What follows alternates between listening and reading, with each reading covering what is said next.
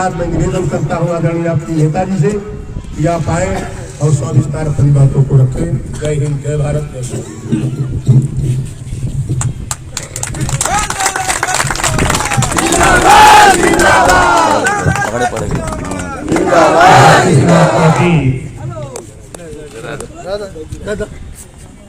बिहार इकाई कार्यालय उद्घाटन के अवसर पर उपस्थित बिहार के विभिन्न जनपदों से चलकर आए हुए जिम्मेदार साथियों, साथ में यूपी से चलकर आए हुए उद्घाटन में हमारे नेतागण, आप लोगों के सहयोग से अभी माननीय विधायक जी माननीय बिंदी राम जी बोल रहे थे कि यूपी के लोगों ने 6 विधायक पैदा किया है। तो यूपी में विधायक पैदा करने में अगर वहां 60% यूपी का योगदान है तो 40% बिहार का भी योगदान है। लखनऊ के रामलीला की रैली हुई जहां बीपी सिंह, लालू यादव, रामविलास पासवान आए थे, चाहे आपके बनारस की रैली हो, चाहे उत्तर प्रदेश में जहां भी आवाज लग गई तो सबसे पहले उस रैली में पहुंचा था तो बिहार। यूपी के लोग तो सो के उठते थे तब जाते थे, एक दिन पहले पहुंच जाते थे।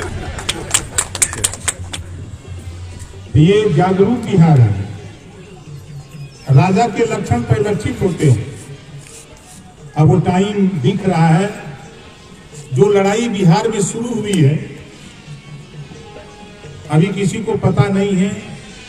राजनीति के जो धुरंधर लोग हैं उनको पता है कि यूपी में स्थितियां डावाडोल हो रही है। अब यूपी में लोग जागरूक हो रहे हैं और जागरूकता का कारण है कि सरकार बार बार इधर की उधर हो रही है। इसमें सिर्फ हमको आपको कुछ करना नहीं है। जागो तभी सवेरा है, जागो तभी सवेरा है। आज यहां चाहे रजवार हो, चाहे बिहार हो, पासवान हो, पाल प्रजापति, कुमार नाई गुण हो, यादव पटेल, चौहान, बिंद केवट मल्ला हो, कोई जाति हो, आज उसकी गिनती नहीं है कि बिहार में, यूपी में या देश में इनकी गिनती क्या है। इनकी गिनती के लिए बाबा साहब डॉक्टर अम्बेडकर के अथक प्रयास से आजादी के पहले 1931 में जातिवार जनगणना हुई है। देश आजाद हुआ 15 अगस्त 1947 को। बाबा साहब डॉक्टर अम्बेडकर जी ने संविधान में व्यवस्था दिया, हर 10 साल पे जातिवार जनगणना होगी। लेकिन सत्ता में बैठे हुए लोग जातिवार जनगणना कराने से इस नाते कतराते थे कि जिस दिन जातियों की गिनती हो जाएगी उसी दिन इन जातियों से सिपाही, दरोगा, बाबू, चपरासी, इंजीनियर, डॉक्टर, मास्टर, कलेक्टर पैदा होने लगेंगे। इस नाते जातिवार जनगणना से नेता भागते। और बहुत बढ़िया मौका है। नीतीश जी प्रेस वार्ता करके बोले हैं बिहार में ना कि हम जातिवार जनगणना कराएंगे। उस समय भारतीय जनता पार्टी के साथ थे।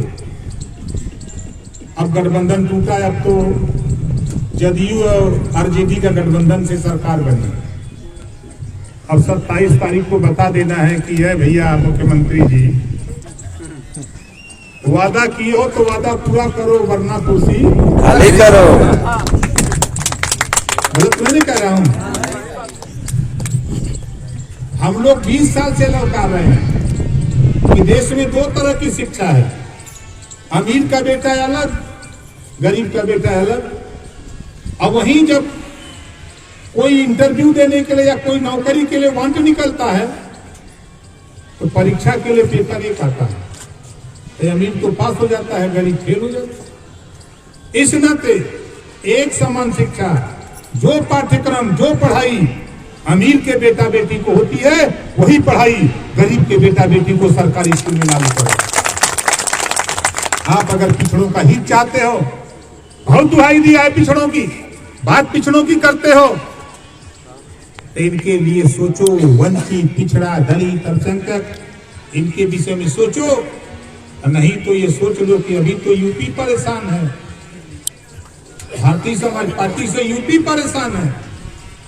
और बिहार में धीरे धीरे थोड़ा हम लोग चले सरकार के उठा पटक में। बिहार और यूपी में हम लोगों ने यूपी में थोड़ी ज्यादा समय दिया, अब टाइम बिहार का आ गया।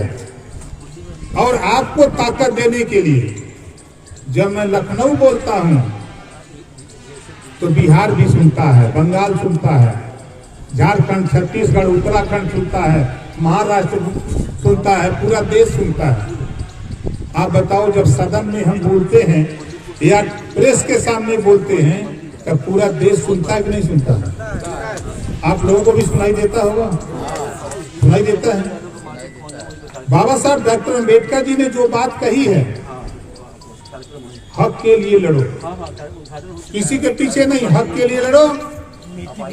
और दावे के साथ कहता हूं साथियों, जब बच्चा रोता है तो माँ दूध पिलाती है।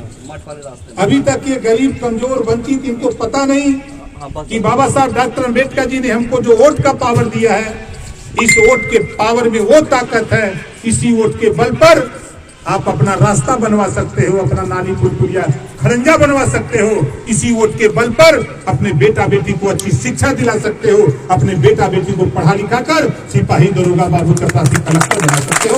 ये पावर बाबा साहब डॉक्टर अम्बेडकर ने हमको आपको दिया।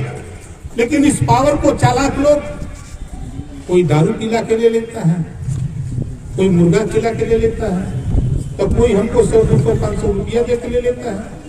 लेकिन बाबा साहब डॉक्टर अम्बेडकर ने जो पावर दिया, अगर तेरे पास पावर नहीं होता वोट का तो बताओ दारू पिलाता, मुर्गा खिलाता, अब चुनाव जीत गया है। कोई पूछा था कि दारू ले ले सीसी? कोई ना पूछा था, कोई ना कहा था कि 1 किलो ले लो मुर्गा खा कर मैं वोट दिया। चुनाव आएगा तो फिर हमको आपको याद करेंगे, इससे सावधान हमको आपको होना है। साथी 27 तारीख का कार्यक्रम, 27 तारीख के कार्यक्रम की तैयारी को लेके जिस तरह आपने यूपी में जाकर के ताकत दिया, हम 26 तारीख को बनारस तो नहीं, लखनऊ 26 तारीख को सावधान यात्रा का शुभारंभ करेंगे। 26 सितंबर, ये तो अगस्त अभी चल रहा है, तैयारी हम कर रहे हैं। 26 सितंबर को वहां 75 जिला है यूपी में, आपके 38 जिला है। वहां हम 75 जिले में रथ यात्रा निकालेंगे। बुंदेलखंड का इलाका है, वहां 2 बड़ी महारैली करेंगे और 1.5 दर्जन छोटी जनसभा करेंगे। पश्चिमांचल में 8 बड़ी महारैली करेंगे, सावधान महारैली, और 48 या 42 छोटी सभा करेंगे। और मध्यांचल में हम लोग 10 बड़ी रैली करेंगे यूपी में, और हमको अंदाजा की 72 छोटी जनसभा होगी, और पूर्वांचल में 17 सभा करेंगे बड़ी। उसके बाद सैकड़ों जनसभा छोटी करते हुए 75 जिला से घूमते हुए हम लोग आपके सहयोग के लिए 27 तारीख को नहीं बल्कि 26 तारीख की रात को हम लोग भी आपके सामने पटना में डेरा डाल देंगे। गांधीनगर पूरी ताकत के साथ हम वहां से आ रहे हैं। तो जिस तरह आप यूपी में जाके पहले दखल अंदाजी देते थे, तो आप लोग यहाँ भी कोशिश करिएगा कि यूपी के लोग आवे हैं तो जगह ना मिल पावे। यूपी के लोग आवे हैं तो उनको जगह ना मिल पावे, उनको इस बात का एहसास हो जाए कि यार ये लोग इतने जागरूक हैं कि जाके यूपी कर जाकर लेते थे और बिहार में हम लोगों को पैसे नहीं दे रहे। मकसद साथी उसका है कि हम जिस जिले से आए हैं, जिस क्षेत्र से आए हैं, अपने अपने इलाके में इसका प्रचार प्रसार करके सावधान यात्रा हमने क्यों निकाली? इस नाते निकाली कि हम 75 साल देश को आजाद हुए हो गया, 70 साल से हमारे बाप दादा हम लोग वोट दे रहे हैं, और वोट लेकर के ये सत्ता में बैठे हुए लोग गुमराह करते हैं जब हिस्सा देना होता है तो हमको आपको मुकर जाते हैं। अब आने वाले दिनों में जब तेरे बीच में आवे तो इनसे सावधान होकर सवाल करना है कि बता, जब तुम सत्ता में थे तो मेरी जाति के लिए तूने क्या किया? अपनी जाति के लिए अगर किया है तो जाओ अपनी जाति में मांगो।